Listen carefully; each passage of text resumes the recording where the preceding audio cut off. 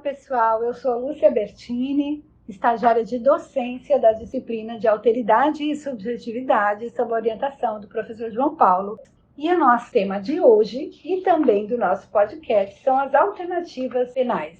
Ao falarmos de alternativas penais, nós já partimos de algumas constatações relacionadas à modalidade predominante da pena de prisão adotada em nosso país, a qual aponta também características bastante nocivas às pessoas encarceradas, dentre as quais estão a perda ou enfraquecimento de vínculos familiares ou com amigos e o distanciamento da comunidade. A estigmatização dos egressos que têm problemas graves em suas relações de trabalho e de inclusão social, uma perda importante na capacidade informacional e o próprio prejuízo na cognição, já qualificado como tal, que vão se somar à baixa escolarização dos envolvidos e das envolvidas, com efeitos caracterizados como dessocializantes decorrentes da prisionalização, além da própria vinculação da dependência ao mundo do crime, que se fortalece dentro das prisões e vai fortalecer essa máxima que chama hoje de escolas do crime as prisões, e que não reintegram, obviamente, as pessoas privadas de liberdade. O autor do nosso texto de referência, Vitor Pimenta, ele faz uma análise contundente sobre esse debate, que tem características conservadoras e em que aparecem narrativas e práticas legitimantes do sistema penal, ao mesmo tempo reproduzindo e ocultando o seu caráter repressor e excludente. E afirma que não há projeto de resistência ou de transformação que se constitua nesse cenário sem fundamentar-se na crítica ao sistema penal e aos seus mecanismos de opressão e seletividade. Conforme o próprio Conselho Nacional de Justiça, o Instituto de Prisão no Brasil, assim como em todo o continente sul-americano, é um assunto que reivindica uma indispensável revisitação. Ele vai apontar, de novo, a seletividade penal que vai alcançar as populações menos favorecidas, econômica e socialmente, trazendo ainda que tentamos, com essas respostas penais, encobrir situações que, de fato, demandariam outro tipo de providências do Estado, um Estado social.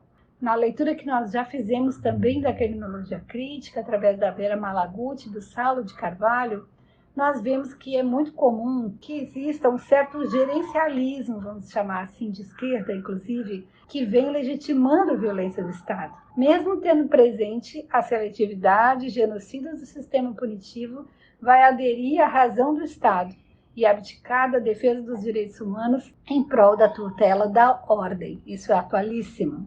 Em 2014, Saulo de Carvalho, também um criminologista crítico, debate a necessidade da reafirmação da criminologia crítica, justamente decorrendo sobre um questionável dado da realidade: a violação sistemática e sem precedentes dos direitos humanos pelas agências do sistema penal, na realidade do capitalismo periférico, apesar de governos de esquerda, como nós temos visto ultimamente. Faz também um percurso de compreensão da razão punitivista, colocando em cena desde a razão vulgar até uma razão ardilosa, que vão estar em jogo em função da defesa dos direitos humanos e na gestão da ordem, a partir de conceitos aí de Tim de Souza.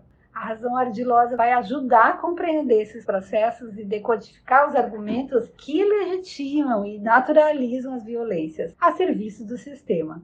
E a razão vulgar se colocaria como a racionalidade, como expressão medíocre de um viver por inércia, nas palavras de Saulo de Carvalho. Uma razão indiferente de cada dia, na qual todas as violências se combinam com a anestesia advinda da massa obtusa dos acontecimentos que se precipitam. Pela razão vulgar, transformam-se insignificâncias em relevância e se retira da relevância seu significado, a sua singularidade, inofensibilizando-a. Ele diz então que se suporta o insuportável. Sentido etimológico aqui é razão idiota, e em sentido político ele também usa a razão servil, pequeno burguesa por excelência, com pudor de pensar além de seu lugar, pois aprendeu muito cedo que pensar é perigoso. Mas é cheio de razões esta razão idiota, pois, embora seu objetivo único seja transformar qualidades em quantidades, e a gente tem aqui essas últimas previsíveis e calculáveis na ponta do lápis, como se faz na gestão. a gestão pública também. Nesse contexto, vão emerger as nossas alternativas penais, que precisam aqui, neste quadro, desempenhar um importante papel de não ser um alargamento da punição para fora das prisões simplesmente, mas a alternativa é ela por caminhos alternativos. Vale retomar aqui a origem, a inspiração das alternativas penais no Brasil, que são as regras de Tóquio.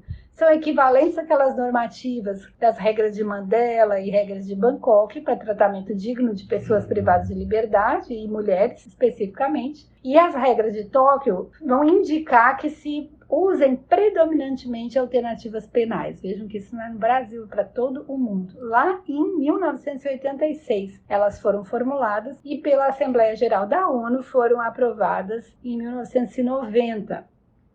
Uma primeira análise, que os nossos autores, quando a gente lê, nos alcançam é que os juizados penais criminais dos tribunais de justiça dos estados, que deveriam primar pela despenalização e promover outras formas de resolução de conflitos, acabaram adotando uma uniformidade das suas decisões. O que se dá aqui é, então, um aumento do número de aplicação de punições sobre uma criminalidade mais branda. Isso pode ter sido efeito imediato das alternativas penais implicadas. Ao invés de um detalhamento para poder individualizar a pena, há uma uniformidade de decisão que aumenta a punição sobre uma criminalização mais branda. E aí nos explicam Vitor Pimenta e Fabiana Leite numa análise que fazem desse processo. O que significa atualmente, então, que nós temos um aumento da rede de controle penal, de fato. O que teríamos se houvesse aplicação em grande escala das penas e medidas em meio aberto para o pessoal preso, sem uso de violência, nós estaríamos aqui com uma parte importante do problema do sistema prisional hoje resolvido. Mas perdura uma cultura de encarceramento e outros entraves legais que não ajudam. O Instituto Ilanude promoveu um estudo em 2006 para avaliar essa situação, entender essa situação. Ele vai constatar que as penas alternativas são de fato aplicadas somente para casos com penas menores e predominantemente em penas menores que 2 anos, quando pela lei poderiam ser aplicadas até 4 anos, por exemplo. Um outro problema são as restrições para quem fez uso da violência no seu crime. Porque uma vez que é caracterizado o roubo, analisando este crime, muitas vezes se vê que de fato é um furto e que é considerado roubo e assim é tratado. Então isso é uma cultura de criminalização. A outra coisa que acontece, também muito problemática e muito atual, é que o réu, para poder ter acesso a uma pena alternativa, ele precisa cumprir vários requisitos, é óbvio, Com base, no entanto, no artigo 59 do Código Penal, mesmo o réu cumprindo os requisitos, o juiz pode optar por não conceder a pena substitutiva, baseado em elementos subjetivos, a partir da sua concepção, e vai aqui se repetir a cultura do encarceramento. Baseado nessa realidade, em 2011, frente a esse quadro, o Departamento Penitenciário Nacional criou um grupo de trabalho nacional com especialistas, entre os quais esteve o nosso convidado de hoje, Elton Gurgel, para receber e conceber, na verdade, novas modalidades de alternativas penais para ampliar o desencarceramento. Em 2015 e 2016, a Política Nacional de Alternativas Penais sofre uma qualificação conceitual muito importante, que vai entender as alternativas penais como mecanismos de intervenção em conflitos e violências diversas do encarceramento, orientados para a restauração das relações e promoção da cultura de paz, a partir da responsabilização com dignidade, autonomia e liberdade, que podem ser aplicadas em qualquer fase da intervenção penal, antes mesmo de ser instaurado um processo, durante como alternativa à prisão provisória e depois como alternativa mesma à prisão. A criação de centrais de alternativas penais junto ao Executivo e também a própria criação das audiências de custódia em todo o Brasil nesta época, são elementos feitos para descentralizar essas medidas e buscar individualizar a pena, conhecer o réu, trabalhar na perspectiva restaurativa e da inclusão social, identificando eventuais torturas, inclusive, e incluindo a rede de proteção local. A interiorização dessas medidas também poderia contribuir para uma reversão do quadro atual de encarceramento, instalando-se aqui uma cultura diferenciada. O que a gente vê é que essa cultura diferenciada ainda não se instalou. e está longe de ser instalada. Nosso autor ressalta a importância aqui do papel da academia, que criticamente orientada vai implicar numa reflexão sobre o mundo da vida, sobre as práticas cotidianas, e vai implicar igualmente não apenas em produzir diagnósticos do presente a partir da análise empírica, né, das instituições, como no caso das punitivas, como fazemos, mas em projetar novas formas de atuação, o que contribui para a formação de um pensamento de novo tipo, capaz de reanalisar as práticas. Espero que nós possamos estar fazendo isso. A criminologia crítica brasileira já havia nominado as permanências autoritárias nas práticas punitivas e no nosso pensamento social, sobretudo com os estudos da Vera Malaguti. E aqui eu concluiria com o que a Eliane Brum, também uma autora contemporânea, chama a atenção para o fato de que, no estado atual de coisas, no Brasil, não se decodifica essa violência como violência, o autoritarismo como autoritarismo. E, o mais perigoso é sempre aquilo que não detectamos como perigoso, aquilo que se naturaliza como inevitável. Muito bem, pessoal, vamos ouvir o nosso convidado.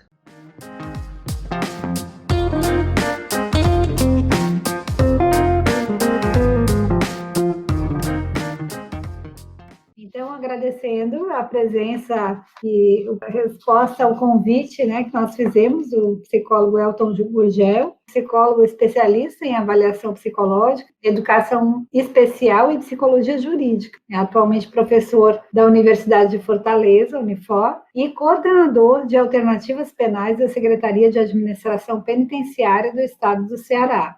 Mestrando em Psicologia da Justiça, Vítimas de Violência e do Crime, na Universidade de Fernando Pessoa, em Porto, Portugal, e foi psicólogo da Vara de Execução de Penas e Medidas Alternativas de Fortaleza, sendo membro da Comissão Nacional de Apoio às Penas Alternativas do Ministério da Justiça. Provavelmente tu passaste por um período de realinhamento entre 2014 e 2016 nacionalmente, né? Esse grupo de estudo já se dirigia para essa revisão, né? Parte de um processo crítico com relação ao superencarceramento, acho que é importante que seja colocado, no sentido de poder pensar né, nesse enfrentamento que se possa aí trabalhar com a revisão mesmo dos fundamentos políticos e criminológicos do projeto penal, mas ter um projeto alternativo que supere a seletividade genocida mesmo de um sistema punitivo e opressivo, né, como nós conhecemos aqui, principalmente nesse período de superencarceramento. Então, muito bem-vindo, Elton. É importante que a gente possa aqui falar sobre o seu trabalho mesmo e o enfoque sobre as penas alternativas que você acompanha e acompanhou, podendo fazer essa reflexão de fato a respeito de que se temos aqui uma política penal alternativa ou se temos alternativas à política penal, nessa direção, pelo menos. Então, palavra sua, por favor. Muito obrigada de novo. Bom, é um prazer estar falando sobre isso, né? Um tema que realmente já tem participado da minha vida há 22 anos, né? Quando eu entrei na Vara de Execução de Penas Alternativas, exatamente no dia da publicação da Lei 9.714, que foi a lei que ampliou significativamente a possibilidade de aplicação das penas restritivas de direito no nosso país e que trazia uma perspectiva de mudança de paradigma em relação à lógica do aprisionamento. Essa perspectiva, ela não logrou êxito, né? Na realidade, ela acabou se demonstrando um equívoco, porque na prática, o que nós vimos não foi uma diminuição do número de pessoas encarceradas de 98 em diante. O que nós vimos, na realidade, foi um aumento do braço do Estado, a possibilidade de controle do comportamento da sociedade como um todo. Então, você ampliou as pessoas que estavam respondendo processo ou estavam cumprindo penas encarceradas, ampliou para um outro quantitativo muito grande de pessoas que passaram a ser acompanhadas por uma lógica de alternativa ao aprisionamento, mas uma lógica punitiva, baseado inicialmente no modelo que, por mais que se quisesse se ter não retributivo, que fosse um modelo realmente transformador dos seres humanos, acabava se deparando com uma cultura de encarceramento, uma cultura que, de alguma forma, trazia no seu nascedouro social mesmo, assim, uma grita, né, de um viés meramente punitivista, né? Então, apesar dos esforços que foram protagonizados por personagens mesmo, e aí a gente tem nominados pessoas que foram extremamente atuantes nessa política, né? e por parte do próprio Ministério da Justiça, que criou inicialmente uma comissão nacional que tratava dessa temática, com o objetivo de fomentar e articular a política de alternativas penais do país. Infelizmente, isso continuou navegando numa lógica de ir contra uma maré que era muito mais forte do que os ventos que sopravam no sentido de uma lógica de desencarceramento. Na prática, o que nós vimos foi que caminhamos para os números que nós temos hoje, superam 800 mil pessoas encarceradas, e muito provavelmente a gente deve ter algo em torno de 1 milhão de pessoas em cumprimento de alternativas ao aprisionamento. E dentro de uma lógica realmente de controle do Estado. Então você tem pessoas em cumprimento de medidas, penas e medidas restritivas de direito, mas você tem também, em termos de medidas cautelares, e sem falar num quantitativo muito grande de pessoas em transação penal, de procedimentos que muitas vezes não eram nem instituídos, né? Não davam margem à constituição de processos, mas com a lógica que na realidade surgiu como uma resposta, olha, a gente não precisa judicializar todas as questões. Não vamos judicializar, mas no final das contas criou-se um sistema em paralelo que mantinha a pessoa sendo acompanhada de alguma forma pelo Estado através das alternativas penais, no caso, a transação penal. Então, acabou sendo uma coisa meio paradoxal e contraditória, né? Tanto que aí o Ministério da Justiça, isso vai ser por volta de 2011, né?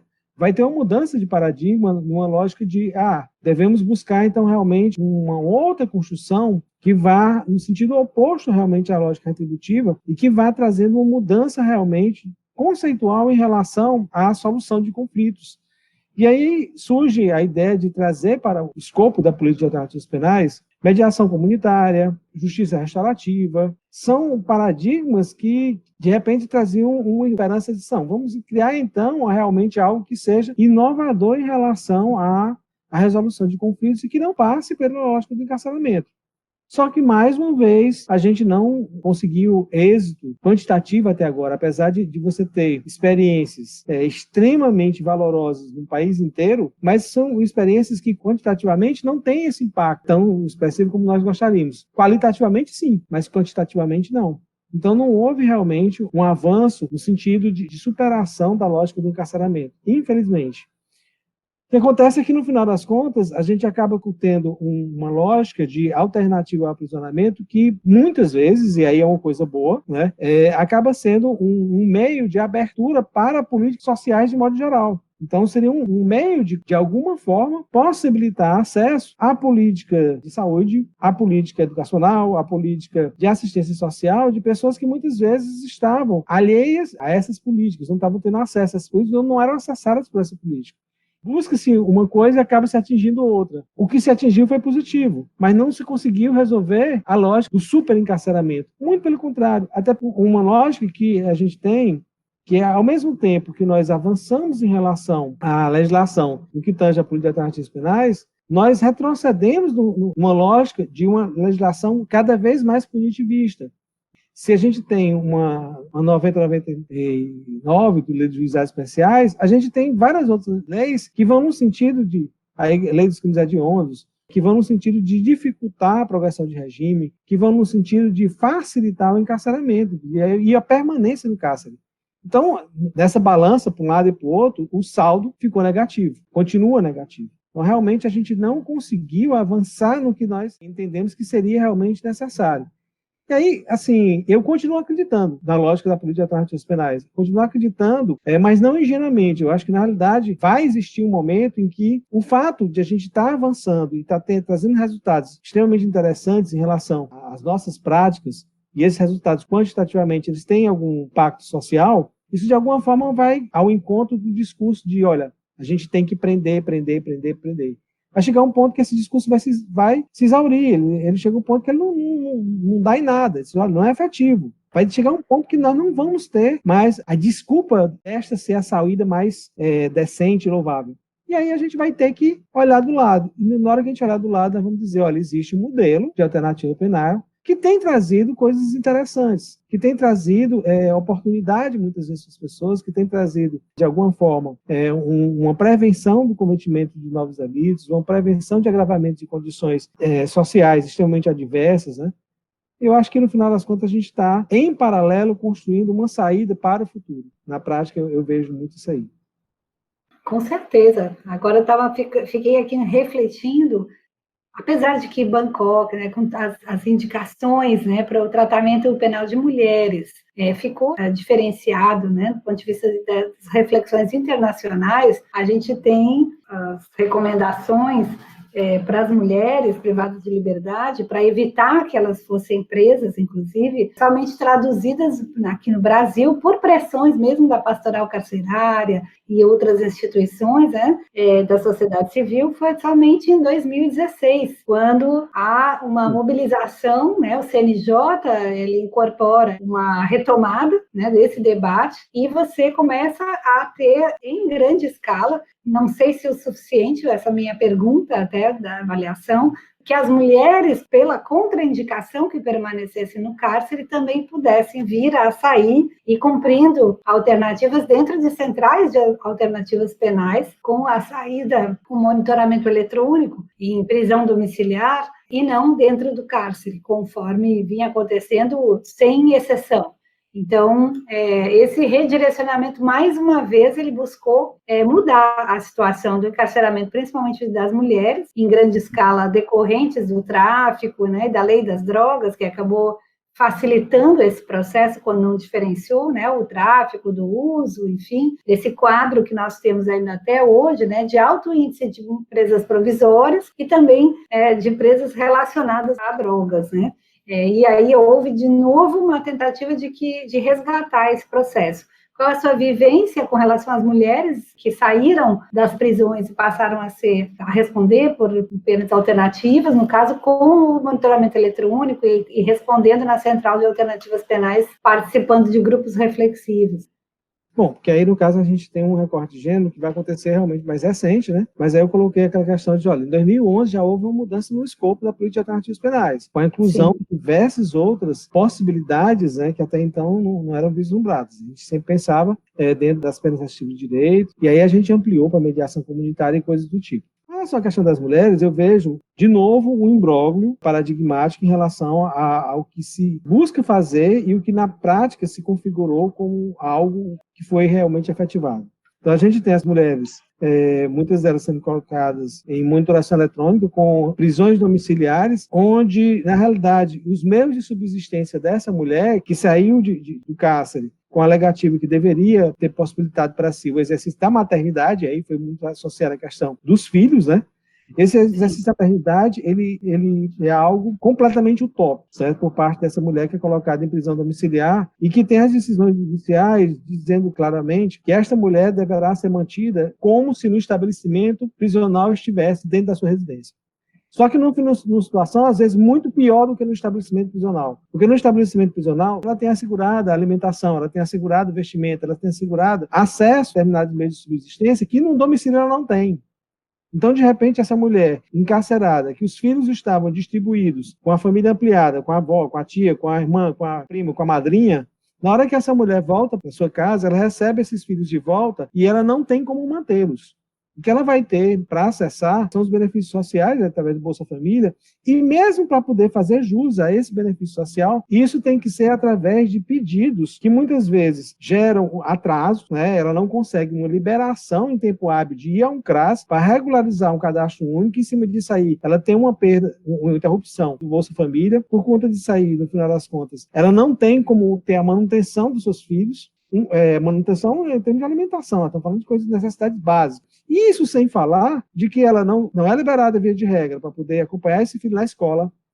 A escola, aí a gente tem aquelas situações assim absurdas, de ter sido provocado, por exemplo, pelo Conselho Tutelar para dizer, olha, eu estou recebendo uma notificação aqui em relação a uma mulher, fulana de tal, por conta de ela não está indo acompanhar os filhos na escola. E a escola está trazendo uma representação contra essa mulher, notificando essa mulher através do Conselho Tutelar. E aí, quando você vai ver, essa mulher não pode sair de casa. Então, como é que ela poderia ir até a escola, acompanhar seus filhos? Como é que ela poderia ir deixar o filho na escola? O filho não está indo para a escola, e ela não pode ir na escola, levar o filho, e não pode acompanhar o filho na escola. E aí, isso ela foi liberada para ser mãe, para exercer a maternidade. No final das contas, acaba sendo uma coisa, muitas vezes, hipócrita mesmo, dizer assim, olha, vamos fingir que nós vamos estar dando condições para você exercer essa maternidade, mas a gente retira todas essas condições. No final das contas, a gente está trazendo a confirmação da falência da coisa. é a profecia autorrealizadora, no sentido contrário, né, de dizer, olha, tá vendo? Isso não vai dar certo.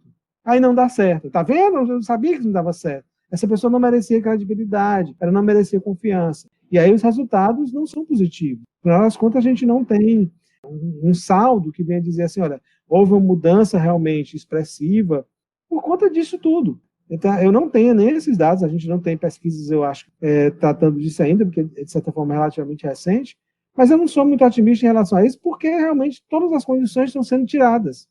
Então, se essa mulher ela acabava se envolvendo no tráfico, e aí você bota ela para dentro de casa, coloca os filhos sob a responsabilidade dela, diz que ela não pode sair e ela não tem como prover esses filhos, o que vai acontecer, né? E isso sem a gente considerar que tem um outro fenômeno que, em paralelo, surgiu a partir de 2016 também, que é a questão do agravamento da violência contra a mulher dentro da lógica do jogo das facções. Até um dia desse, um agressor de mulher, ele não era aceito, né? Nem no sistema prisional, nem na lógica de grupos marginais. Então, assim, a história de matar a bela não se fazia. Agora não, você tem situações onde você tem violências extremas, esquartejamento de mulheres, situações que são noticiadas pela imprensa, mulheres que são incineradas, jovens, adolescentes que são mortas, esquartejadas, incineradas, e isso passou a ser permitido, né? Isso passou a ser entendido como sendo algo que está valendo, está fazendo parte do jogo agora. Então, é algo complexo, que no final das contas a gente tem, houve um movimento no sentido de resguardar essa maternidade, ao mesmo tempo a gente tem isso dentro de uma lógica muito hipócrita, que na realidade não propicia condições para o exercício dessa maternidade com responsabilidade, com condição realmente de existir. E, em paralelo, você tem a questão da violência contra jovens periféricas, né, numa situação extrema hoje em dia, coisa que não existia há alguns anos atrás. Então, você não tinha cenas de esquartejamento de mulheres, isso seria uma coisa inadmissível. E, hoje em dia, não é algo que a gente se espante mais quando vê uma manchete dessa no jornal. Então, é uma situação muito crítica. Finalmente, o CNJ voltou a campo e distribuiu em todas as entidades federativas, né, o tal do Justiça Presente, inclusive aqui no Ceará. Qual a sua avaliação para nós encerrarmos? O Justiça Presente, para a gente, tem sido uma luz, né, existência até o presente momento, até porque realmente acabou ele assumindo uma lacuna que existia de interlocução entre os magistrados e o Ministério Público e o Poder Executivo. Então, a gente não tinha um intermediário, muitas vezes, que fosse um articulador desse diálogo. Nossa experiência aqui no Ceará acabou sendo esse grande articulador de diálogo. E olha que aqui no Ceará nós temos, via de regra, uma situação de diálogo extremamente aberta. Então, a nossa situação aqui, dada as pessoas que estão protagonizando determinadas iniciativas por parte do Poder Judiciário, é extremamente favorável. Então, nós temos um diálogo muito tranquilo, nós temos magistrados, nós temos desembargadores que são extremamente aguerridos na defesa da política de alternativas penais. Isso é muito bom.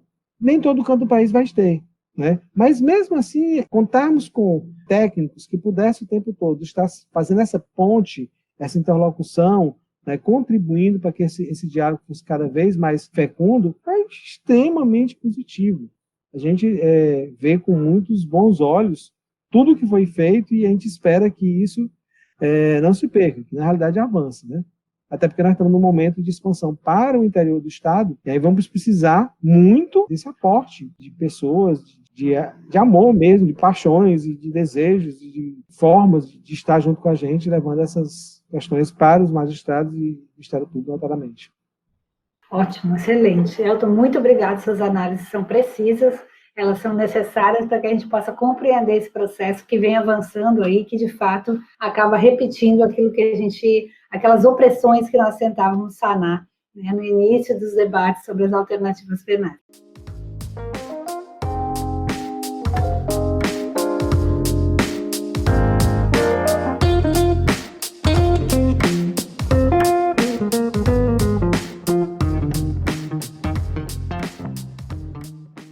Então, pessoal, eu espero que tenham gostado da aula de hoje. Por hoje é isto. E até o próximo episódio do podcast. E como nosso professor João Paulo diria, seguimos traçando vários planos. Até breve.